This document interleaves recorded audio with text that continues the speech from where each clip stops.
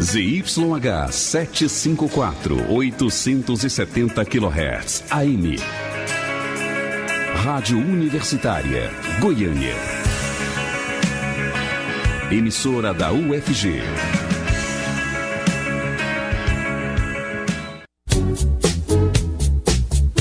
Começa agora o Jornal das 6.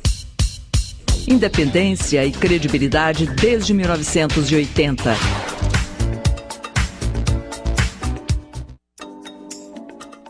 Olá, boa noite, 6h04. Está começando o Jornal das 6. Eu sou Rodrigo de Oliveira e estarei com você até às 6h30 pela internet, radio.ufg.br, também pelos 870 AM, pela página da Rádio Universitária no Facebook e pelo aplicativo Minha UFG. Fiquem ligados.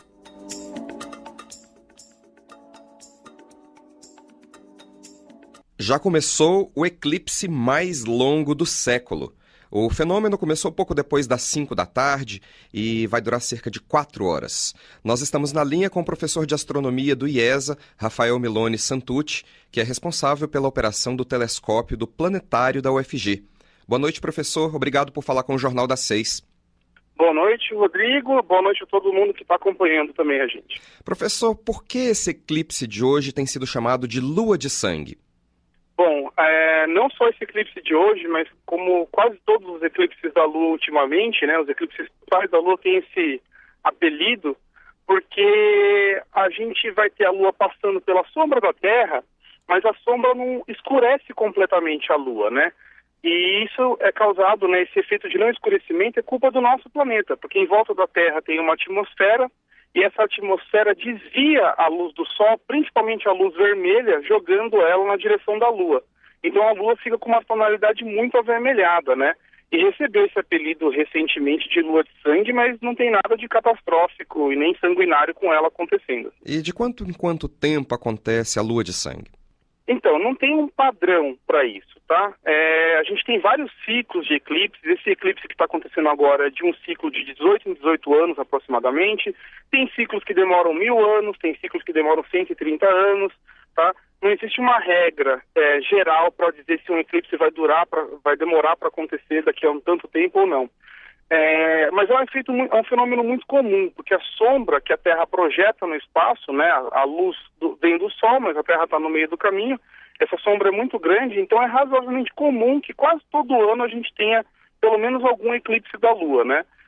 A gente vai ter um agora, esse que é o mais longo do século, não foi mais longo do que o eclipse do ano 2000, mas o ano 2000 pertence ao século passado, né? Uhum. Mas esse vai ser o mais longo desse século. Só que é um eclipse que a gente no Brasil não está num ponto legal de ver ele.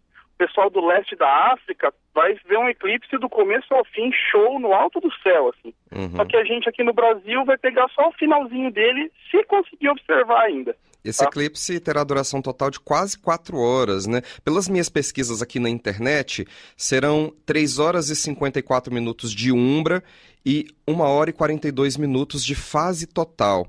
É raro um fenômeno tão longo como esse, e depois eu queria que você explicasse para a gente qual que é a diferença entre essas fases, a umbra e a fase total. Então, não é tão raro assim, tá? Mas o que acontece, um eclipse pode ter no máximo, aí, se eu não me engano, de fase total, 1 hora e 49 minutos. Esse vai atingir 1 hora e 43 minutos de fase total. Uhum. No ano 2000 a gente teve um de 1 hora e 46 minutos, até maior do que esse.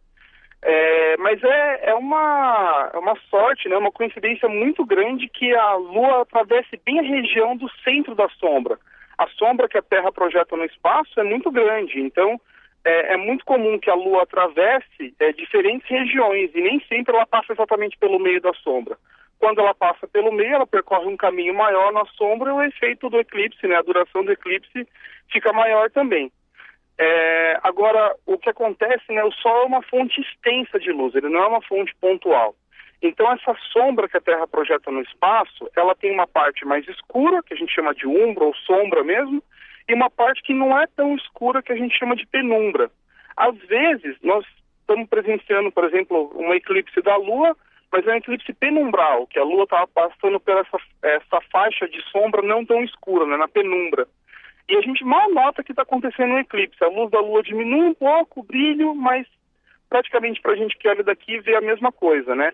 Só quando a Lua passa exatamente pela região mais escura dessa sombra é que a gente vê ela avermelhada. E é isso que a gente vai poder observar aqui em Goiânia por volta das 6 horas e 2 minutos da tarde até as 6 horas e 13 minutos, mais ou menos. É agora, inclusive, quem quiser observar isso precisa sair lá para fora, porque a gente está no horário perfeito para o eclipse total, né? Agora, professor, você disse que a visualização é melhor lá na África, mas nós teremos o eclipse total aqui no Brasil, no país todo, inclusive aqui em Goiânia, né?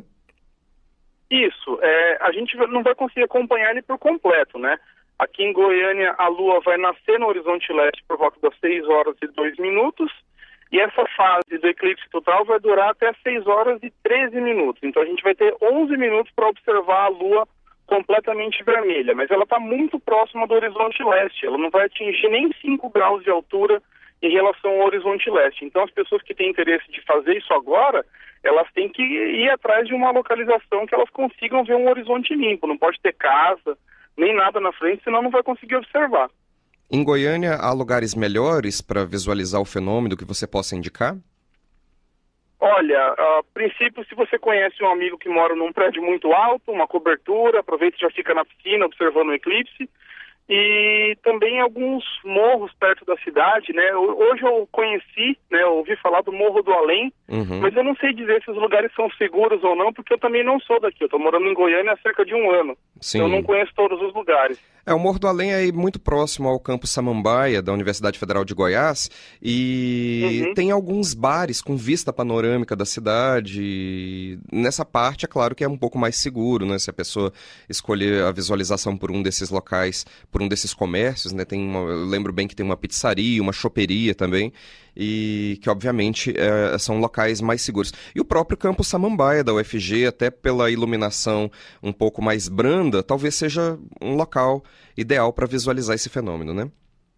Sim, é um excelente local. E também fica uma outra dica, viu, que é muito importante, as pessoas não estão comentando muito nessa época, mas se você não conseguir ver o eclipse hoje, não precisa esperar muito para ver o próximo, porque em janeiro do ano que vem, no dia 21, a gente vai ter um eclipse total que é completamente visível do Brasil. Vai acontecer na madrugada de domingo para segunda, né, por volta das 2, 3 horas da manhã. Não é um eclipse tão longo quanto esse, mas a gente vai ter mais de 1 hora de fase total visível, né, no alto do céu. A Lua vai ficar avermelhada no alto do céu, vai ser um espetáculo bem legal. Pra gente então, vai ser melhor o próximo, então. O próximo, então, pra gente vai ser melhor. Com certeza. Agora, professor, falando sobre a visualização desses fenômenos, é claro que o eclipse do Sol exige mais cuidados, né? Uma proteção especial para visualização, mas o da Lua não tem problema, pode deixar as crianças saírem na calçada para fazer a visualização, que não tem problema nenhum para as vistas, para os olhos, né? Ele não causa nenhum problema. Não, nenhum problema. Pode observar, pode colocar telescópio para observar a Lua, se alguém tiver. A gente recomenda até observar com bons binóculos, né, que aumentem pouco a visualização, porque se você amplia muito também, você acaba dificultando, né, a estabilidade da observação. Então, ou com os olhos desarmados, né, olho nu, ou com binóculos de pouco aumento, é o que a gente mais recomenda. E hoje também, né, vale a pena citar, a gente está com o planeta Marte em oposição. Quer dizer que ele está passando pela trajetória dele, assim, numa grande aproximação da Terra. Então a distância vai atingir aí cerca de uns 57 milhões de quilômetros, o que, pela distância entre a Terra e Marte, é uma distância bem pequena, e ele vai ser visível do lado da Lua como um ponto bem brilhante e também um pouco avermelhado. Mas possível, então? Esse ponto avermelhado, lógico, é possível sim. E é legal, apesar de não ter nada a ver com eclipse, né, a tonalidade que ele vai ser visto é bem parecida com a tonalidade da Lua. Ele não vai poder ser visualizado do tamanho da Lua, mas dá para perceber que Marte está ali do ladinho. Exatamente. E também na noite de hoje, assim que o Sol se põe, o planeta leste, o planeta Vênus está acima do horizonte oeste, bem brilhante, é um astro extremamente brilhante. No alto do céu a gente vê o planeta Júpiter, também muito brilhante, e na direção da constelação de Escorpião, também visível no céu hoje, o planeta Saturno. Então, assim, os mais brilhantes planetas que a gente consegue ver aqui da Terra estarão visíveis no céu, E uma dica para as pessoas reconhecerem o que é um planeta do que é uma estrela, né? Os planetas, eles não piscam no céu à noite, as estrelas ficam piscando. Mas é uma noite muito legal para fazer uma observação, pelo menos uma contemplação a olho nu. Inclusive tem alguns aplicativos para celular, né, que dá para identificar onde estão as estrelas, as constelações, os planetas. Talvez fazer o download de um desses aplicativos facilite bastante para encontrar esses planetas aí no céu. Exatamente, uma boa dica mesmo. Tá certo. Nós conversamos então com o professor de astronomia do IESA, o Instituto de Estudos Socioambientais da UFG, Rafael Milone Santucci. Muito obrigado pelo bate-papo e boa noite para você. Boa noite, Rodrigo. Muito obrigado. Boa noite a todos. Jornal das 6, nas ondas da Rádio Universitária desde 1980. Sintonize.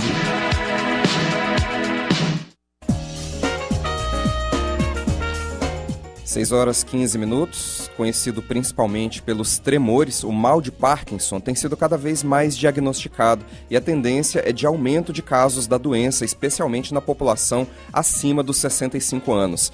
De acordo com a OMS, a Organização Mundial de Saúde, cerca de 1% da população mundial tem a doença e no Brasil acredita-se que 200 mil pessoas sofram com o problema. Saiba mais sobre o mal de Parkinson em um bate-papo com a geriatra Isadora Crossara, professora da Faculdade de Medicina da UFG. Ela conversou com a jornalista Silvânia Lima. Vamos ouvir. Doutora Isadora, o que é o mal de Parkinson? O mal de Parkinson, conhecido também como doença de Parkinson, é uma doença neurodegenerativa, onde a gente vai ver diminuição de alguns neurotransmissores. O que são esses neurotransmissores? São substâncias que a gente encontra no cérebro que estão diminuídas. E essas substâncias, elas fazem as ligações. Então, na doença de Parkinson, a gente tem a diminuição da dopamina, né? E é um processo crônico degenerativo, então é um processo contínuo. Hoje em dia a gente ainda não tem cura total para essa doença. A gente tem algumas medidas que melhoram. Quais são os sintomas da doença? O que mais incomoda o paciente, que traz ele ao nosso consultório, é principalmente o tremor. Mas o que mais limita é o que a gente chama de bradicinesia, que é uma lentificação do movimento. Então, uma sensação de rigidez, de dificuldade de realizar a movimentação.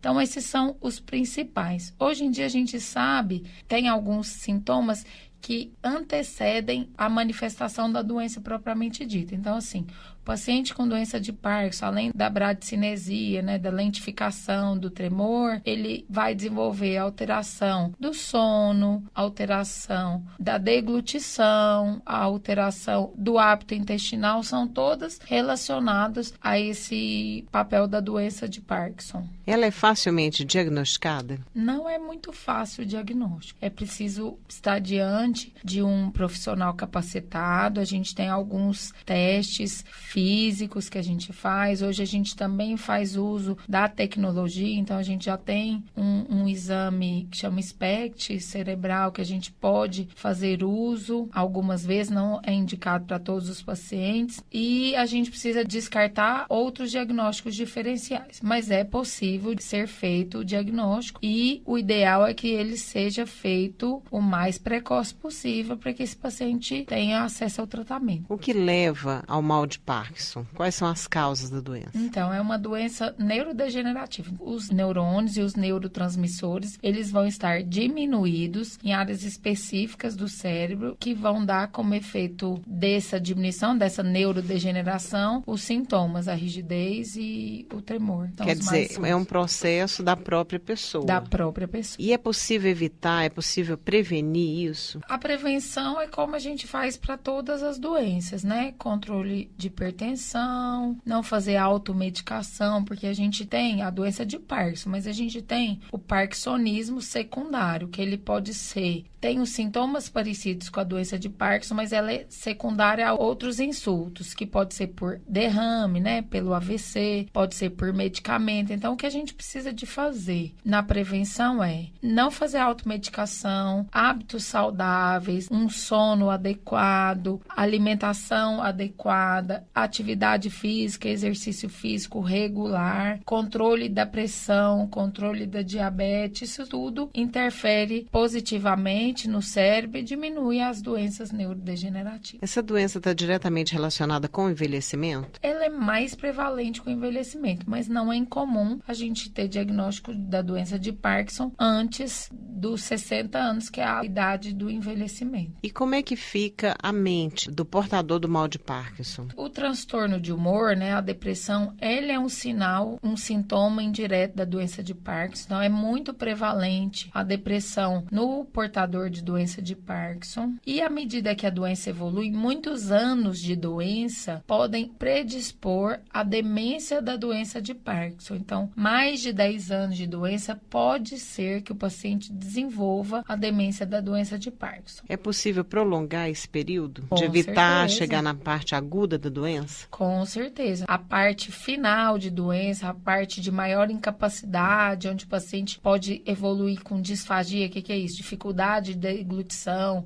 precisar de auxílio de sonda, né? De incapacidade de movimentação, auxílio de cadeira de rodas. Isso pode ser, sim, retardado. Como? Fazendo um diagnóstico precoce, né, pelo profissional habilitado, usando as medicações adequadas, fazendo uma atividade física regular para melhorar a capacidade motora desse paciente e adequando a dieta. Doutora, como que esse paciente deve ser tratado e qual é o papel da família no tratamento? Como em tudo na vida, a família é muito importante do ponto de vista de apoiar, de dar o acesso possível a esse paciente.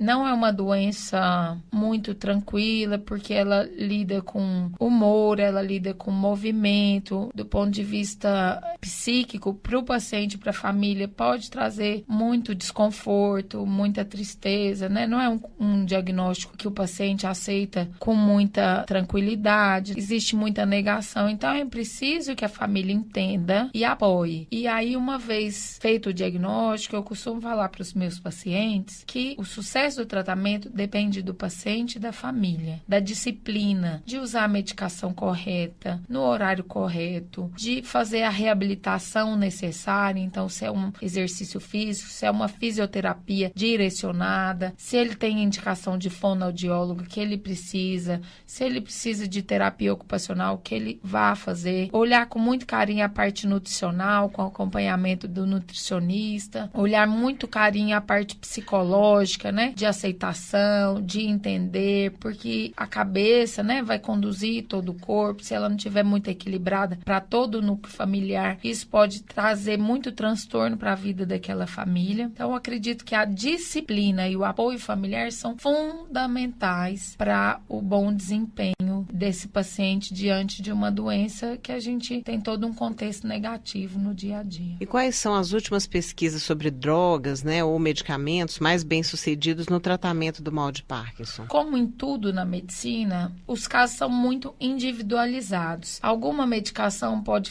dar certo no tratamento para um paciente e talvez não para o outro, né? Hoje em dia a gente tem ido muito para a área de tecnologia, com implantes de marcapasso cerebral, mas que também não é indicado para todo mundo. Então, eles precisam de ser muito bem avaliados. O que a gente vê é uma procura da indústria de melhorar a disponibilidade da medicação, as vias de administração, porque o tratamento, às vezes, você precisa de tomar remédio de 4 em 4 horas, em que a gente vê que a indústria farmacêutica tem feito, procurado fazer medicação por via transdérmica, através de adesivo, medicação de liberação prolongada, que diminui o número de tomadas e melhora a adesão. Então, a gente tem muita novidade nesse campo, mas cada paciente, o tratamento é individualizado, não é uma receita de bolo que serve para um, nem sempre serve para o vizinho. Às vezes são irmãos e cada um responde melhor a um tipo de tratamento. Por isso que é muito importante ser acompanhado pelo profissional de saúde, pelo médico e pela equipe, né, que o assiste, porque hoje a gente sabe que na medicina a gente necessita do apoio de toda a equipe de saúde, dos profissionais de reabilitação que vão nos auxiliar nesse cuidado. Mas a cura ainda, não temos vistas para isso ainda, né? Ainda não, mas os tratamentos atuais, eles são muito promissores e eles melhoraram muito a qualidade de vida dos pacientes. Evoluções que a gente via em poucos anos, hoje a gente tem paciente com 10 anos de evolução de doença que conseguem manter uma boa qualidade de vida. Então, assim, é um futuro bem promissor para o tratamento dessa doença e acredito que os pacientes têm se beneficiado muito e a qualidade de vida de todos tem melhorado. Nós conversamos com a professora Isadora Crozara Alves Teixeira, da Clínica Médica da Faculdade de Medicina da UFG, que nos esclareceu sobre o mal de Parkinson. Professora, muito obrigada pela entrevista e tenha um bom dia. Eu que agradeço a oportunidade. São 6h24. O HGG, Hospital Estadual Alberto Rassi, realizou o primeiro transplante de fígado de Goiás. Nós estamos na linha com o coordenador do Serviço de Transplantes Hepáticos do HGG, o cirurgião do aparelho digestivo Claudemiro Quirese Júnior, que tem mais informações para a gente sobre essa novidade. Boa noite, doutor Claudemiro, tudo bem? Boa noite, tudo bem. Quando foi realizado esse primeiro transplante de fígado aí no HGG? Foi no dia 19, quinta-feira passada, à noite, à madrugada de sexta-feira. O paciente é daqui de Goiânia mesmo? O paciente é de Goianésia. Ele foi já... atendido inicialmente em Anápolis e referendado aos nossos cuidados. Uhum. Ele já está recuperado, doutor? Ainda está no HGG? Ele já está em casa. A recuperação nesses primeiros meses, ela é gradual.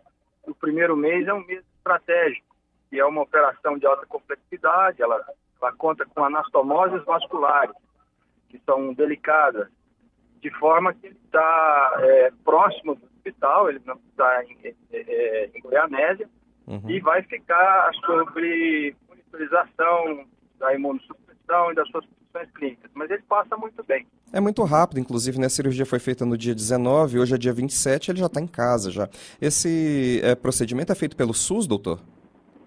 Graças a Deus foi um começo realmente exitoso. O procedimento todo é feito dentro do Sistema Único de Saúde. E é preciso entrar numa fila, né, para fazer um transplante de órgãos. Essa fila, ela é estadual ou ela é nacional? Conta para o nosso ouvinte.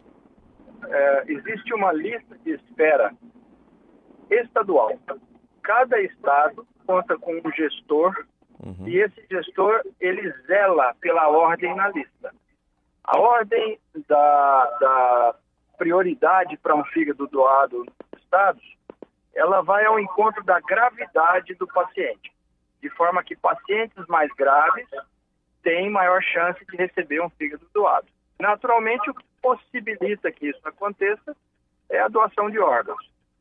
No caso do paciente transplantado na semana passada, o doador privilegiou com fígado e com rins. Dois outros pacientes que também foram transplantados e beneficiados.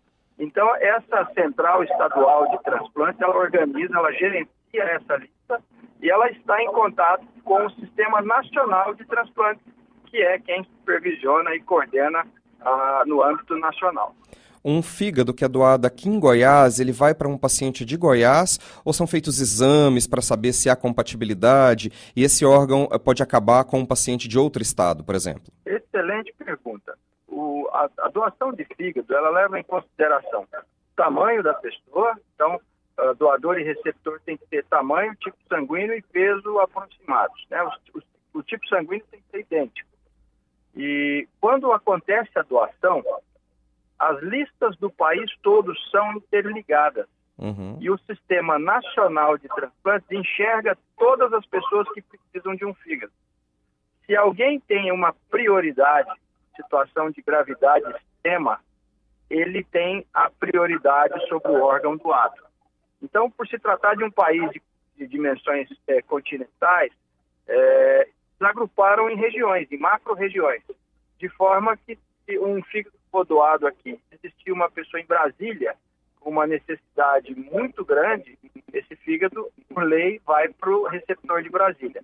Isso não acontecendo, que a maioria, ele vai ser distribuído para um receptor inscrito na lista em Goiás. É muito importante que as famílias se conscientizem e autorizem a doação dos órgãos do ente querido. Afinal, é possível usar esse momento de dor para salvar outras vidas, né, doutor? Nós temos um respeito profundo pela pessoa que doou os órgãos, né? Então, nós tivemos a oportunidade de ajudar o nosso paciente, mas nós sabemos que existe uma família enlutada.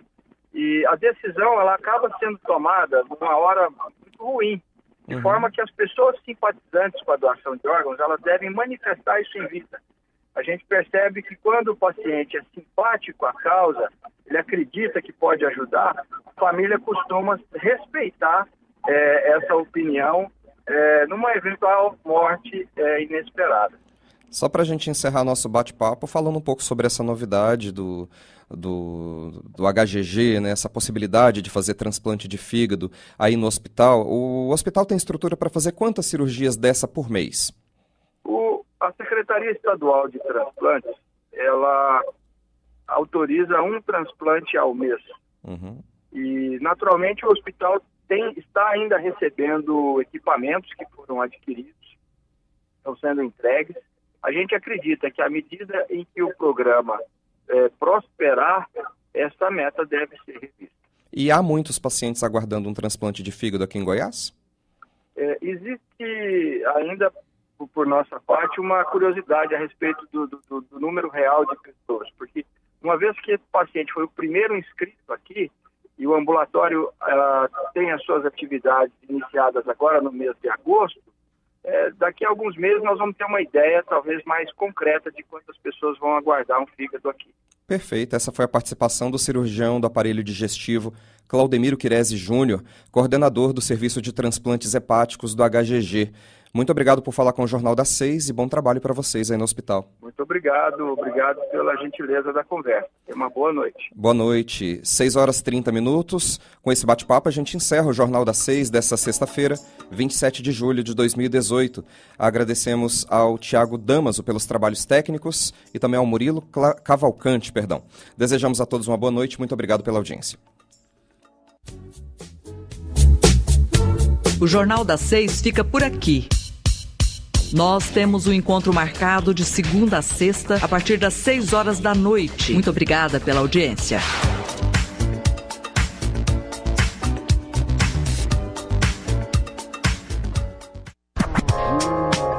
Universitária Goiânia, 870 AM. Música, informação e diversidade cultural. Emissora da UFG.